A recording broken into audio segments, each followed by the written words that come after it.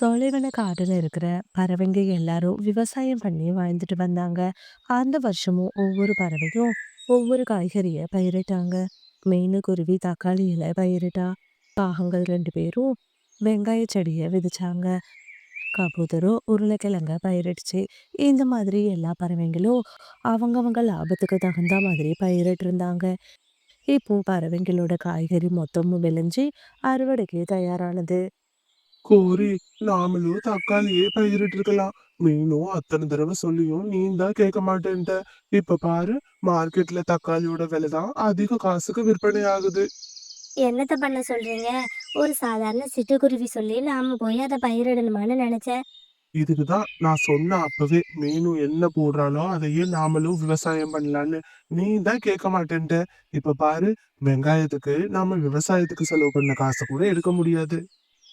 காலு, இப்ப எதுக்கு நீங்க தேவையில்லாம கத்துறீங்க? இன்னும் ஒண்ணும் நாம அறுவடை பண்ணலையே. நாம அறுவடை பண்ணும்போது அதெல்லாம் பாத்துக்கலாம். முதல்ல இதுக்கு ஒரு முடிவு கட்டணும். வாங்க, காலையில போய் எங்க மாமாவ பாத்துட்டு வரலாம். அவரு நல்ல யோசனையா சொல்லுவாரு. அவர் யோசனைப்படி நாம பண்ணோம்னா கண்டிப்பா நமக்கு லாபம் கிடைக்கும். பிறகு மறுநாள் காலையில காகங்கள் 2 பேரும் பக்கத்து கிராமத்துல இருக்க கோரியோட மாமாவை பார்க்க புறப்பட்டாங்க. மாமா, போன வருஷம் உங்களுக்கு வெங்காயத்துல லாபம் கிடைச்சிச்சுன்னு நாங்க இந்த வருஷம் வெங்காயத்தை பயிரிட்டோம். ஆனா எங்களோட நேரம் போல வெங்காயம் ரொம்ப கம்மியான விலைக்கு தான் போகுது. இந்த விலைக்கு நாங்க கொடுத்தோம்னா முதலுக்கே மோசம் வந்துரும். அதான் உங்ககிட்ட ஒரு யோசனையை கேட்டுட்டு போலான்னு வந்தேன். இப்ப என்ன பண்றது சொல்லு? விளைவிச்சாச்சு, அதை வியாபாரம் பண்ணி தானே ஆகணும். என்ன மாமா இப்படி சொல்லிட்டீங்க? உங்ககிட்ட வந்தா ஒரு நல்ல தீர்வு கிடைக்கும்னு தான் வந்தேன். வெங்காயத்தோட விலை குறைஞ்சது கூட எனக்கு கவலை இல்ல. ஆனா அந்த பக்கத்துல இருக்கால சிட்டுக்குருவி மீனு, அவளோட தக்காளிங்க நல்ல ரேட்டுக்கு போகுது. கூடிய சீக்கிரம் அவ எங்களையும் தாண்டி பணக்காரியா மாறிடுவா போல. அதை நினைக்கிறப்பதான் எனக்கு வயிறெல்லாம் எரியுது. சரி சரி கோரி, இதுக்கெல்லாம் ஒன்றும் டென்ஷன் ஆகாத. என்கிட்ட ஒரு யோசனை இருக்கு. அதுபடி பண்ணினீன்னா கண்டிப்பா உனக்கு வெங்காயத்துல நல்ல லாபம் கிடைக்கும். அப்படின்னு சொல்லி கோரியோட மாமா அவனோட யோசனைய சொன்னா. இதை கேட்டு காகங்கள் 2 பேரும் ரொம்பவே சந்தோஷப்பட்டாங்க. பிறகு காகங்கள் 2 பேரும் ரொம்ப சந்தோஷமா அவங்களோட வீட்டுக்கு வந்தாங்க. மறுநாள் காலையில பொழுது விடிஞ்சதும் காகங்கள் 2 பேரும் அவங்க கிட்ட இருக்கிற பணத்தை எடுத்துக்கிட்டு பக்கத்து ஊர்கள்ல இருக்கிற சந்தைக்கு போனாங்க. அங்க இருக்கிற வெங்காய வியாபாரிகள்ட்ட ரொம்ப கம்மியான விலைக்கு வெங்காயத்தை வாங்கிட்டு சந்தோஷமா அவங்களோட வீட்டுக்கு வந்தாங்க. இதே மாரி பக்கத்து பக்கத்து ஊர்கள்ல இருந்தும் வெங்காயத்த வாங்கி அவங்களோட வீட்ல சேமிச்சு வச்சாங்க. இப்போ அந்த காட்ட சுத்தி உள்ள எந்த ஊர்லயுமே வெங்காயம் கிடைக்கல. இதனால வெங்காயத்துக்கு ரொம்பவே தட்டுப்பாடு ஏற்பட்டுச்சு. இந்த சந்தர்ப்பத்தை காகங்கள் பயன்படுத்திக்க நினைச்சாங்க. கோரி, மாமா சொன்ன நேரம் இதுதான். நாம சரியான நேரத்துல எல்லா வெங்காயத்தையும் வாங்கிட்டோம். இப்ப காட்டுல எங்கேயுமே வெங்காயம் இல்லையா? எல்லா பறவைங்களும் வெங்காயத்தை என்ன விலை கொடுத்துனாச்சும் வாங்கிடணும்னு இருக்காங்க. ஆ, ஆமா காலு. நான் கூட கேள்விப்பட்டேன். இன்னைக்கு கூட அந்த புல்புல் என்கிட்ட வந்து கிலோ 200 ரூபாய்க்கு வெங்காயத்தை கேட்டுச்சு. ஆனா நான் கொடுக்கலையே. எதுக்கு காலு கொடுக்கணும்?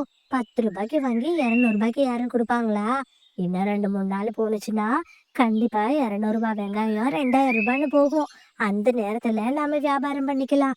என்னமோ கோரி, நீ சொல்ற எல்லாம் நல்ல விதமா முடிஞ்சா சரிதான். அதெல்லாம் நல்லாதான் முடியும். தயவு செஞ்சு நீங்க புலம்புறத நிறுத்திட்டு வேற எங்கேயாச்சும் வெங்காயம் கிடைக்குதான்னு தேடி பார்த்துட்டு வாங்க.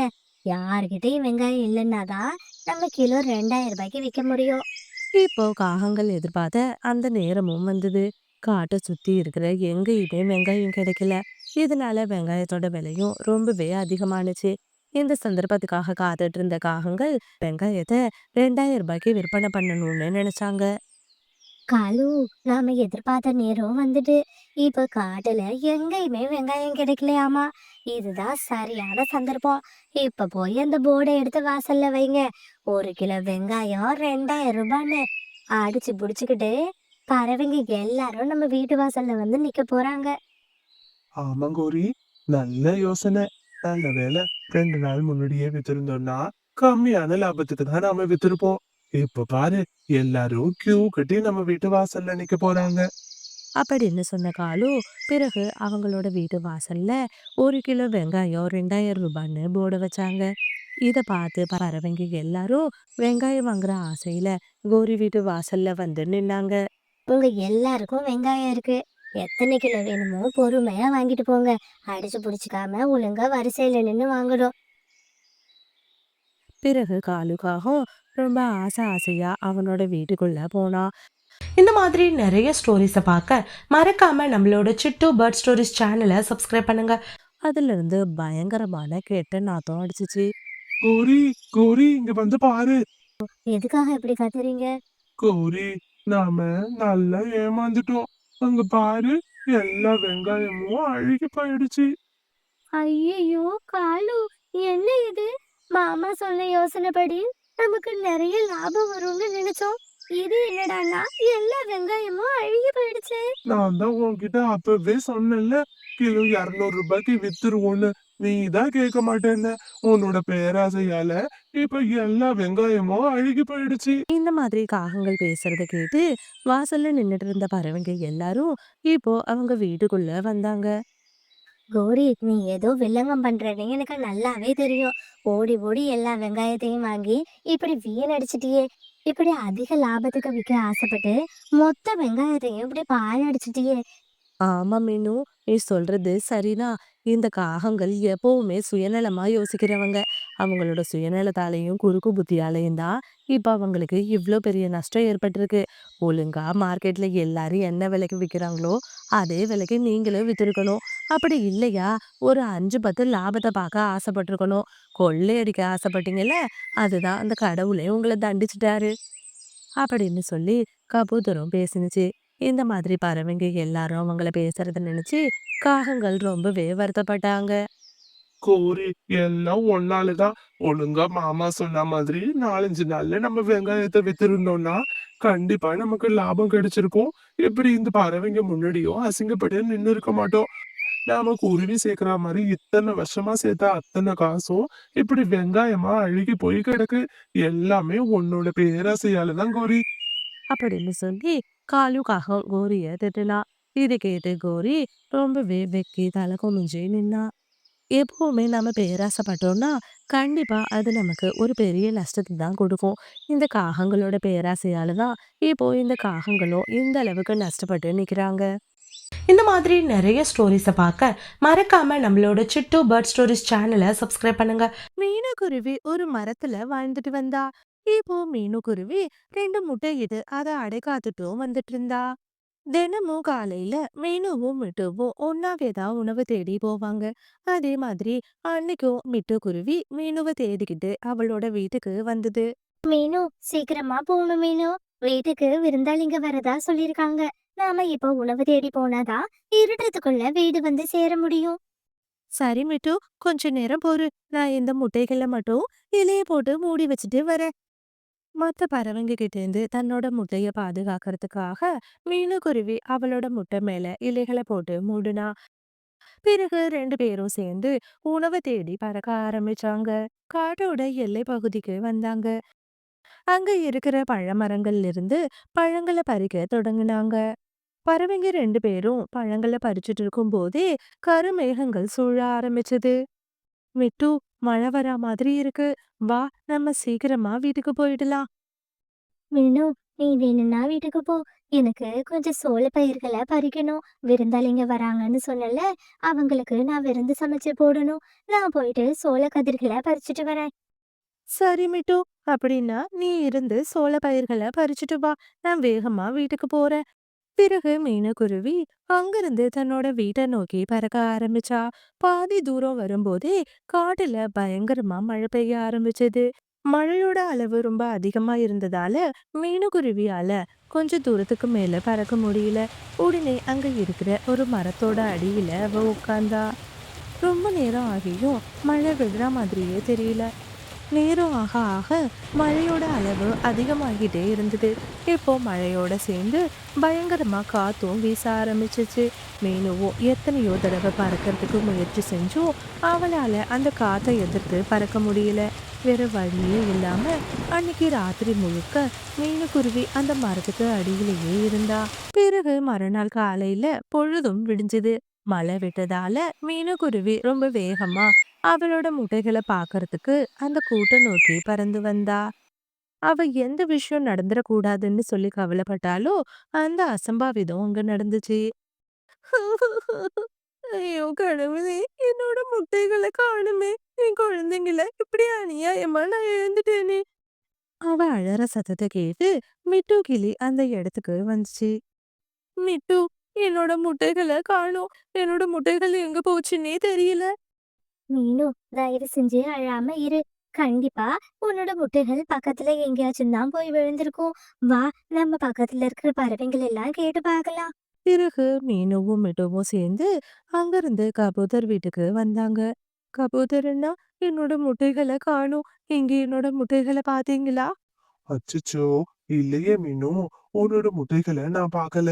ராத்திரி பயங்கரமா காத்தும் மழையும் அடிச்சுச்சு. அந்த காத்துல எங்க போய் விழுந்துச்சுன்னு தெரியலையே. மீனு, நீ அழாத. கண்டிப்பா உன்னோட முட்டைகள் பக்கத்துல எங்கேயாச்சும் தான் இருக்கும். வா, நாம போய் புல்புல் கிட்ட கேட்டு பார்க்கலாம். பிறகு 3 பேரும் சேர்ந்து புல்புலோட வீட்டுக்கு வந்தாங்க. புல்புல் கிட்டயும் மீனு தன்னோட முட்டைகளை பத்தி கேட்டா. ஆனா புல்புல்லும் அவளோட முட்டைகளை பார்க்கலன்னு சொல்லிடுச்சு. பிறகு என்ன செய்யறதுன்னு தெரியாம முட்டைய தேடி பறக்க ஆரம்பிச்சாங்க. உணவு தேடி ஓநாய் ஒண்ணு அந்த பக்கமா வந்தது. அதோட கண்ணுல மீனுவோட முட்டைகள் பட்டுச்சு. அந்த முட்டைகளை பார்த்ததும் ஓநாய்க்கு வாயில எச்சில் ஊற ஆரம்பிச்சது. மீனுக்குருவியும் தன்னோட முட்டைகளை தேடி காடு மொத்தமும் அலைஞ்சிட்டு இருந்தா. கொஞ்ச நேரத்துக்கு அப்புறமா பறவைங்க எல்லாரும் சேர்ந்து மீனுவுக்கு ஆறுதல் சொன்னாங்க. மீனு, நாமளும் காடு முழுக்க தேடிட்டோம். இதுக்கு மேல உன்னோட முட்டை கிடைக்கிறதுக்கு வாய்ப்பே இல்ல. நீ மனச தைரியப்படுத்திக்கோ மீனு. இல்ல கபூதரண்ணா, கண்டிப்பா எனக்கு நம்பிக்கை இல்ல கபூதரண்ணா. என்னால என்னோட குழந்தைங்க இல்லாம வீட்டுக்கு வர முடியாது. நான் யாருக்கும் எந்த கெடுதலுமே செய்யல. அப்படி இருக்கும்போது எப்படி எனக்கு மட்டும் கெட்டது நடக்கும்? நீங்க வேணும்னா போங்க. என்ன ஆனாலும் சரி, என்னோட முட்டைகளை எடுக்காம நான் இந்த காட்டை விட்டு வரமாட்டேன். இந்த மாதிரி நிறைய ஸ்டோரிஸை பார்க்க மறக்காம நம்மளோட சிட்டு பேர்ட் ஸ்டோரிஸ் சேனலை சப்ஸ்கிரைப் பண்ணுங்க. நான் ரொம்ப நாளா பழங்களையே சாப்பிடுறோமேன்னு நினைச்சோம். நல்ல வேளை இன்னைக்கு கடவுள் நமக்கு இந்த முட்டைய கொடுத்திருக்காரு.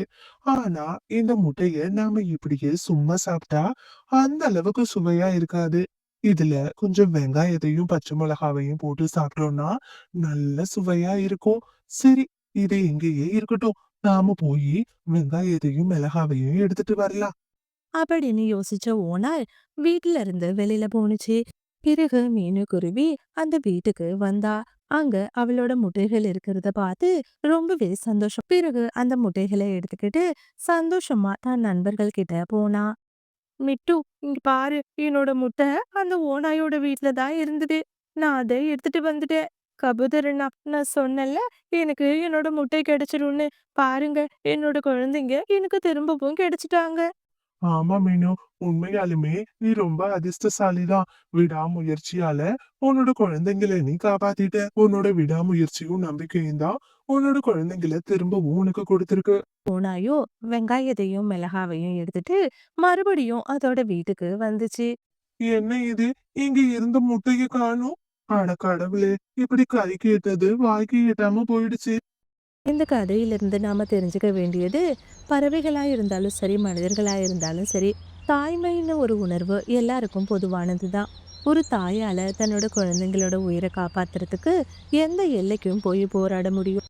இந்த ஸ்டோரி உங்களுக்கு பிடிச்சிருந்துச்சுன்னா லைக் பண்ணிட்டு இந்த மாதிரி நிறைய ஸ்டோரிஸை பார்க்க மறக்காம நம்மளோட சிட்டு பேர்ட் ஸ்டோரிஸ் சேனலை சப்ஸ்கிரைப் பண்ணுங்க. தேங்க்ஸ் ஃபார் வாட்சிங்.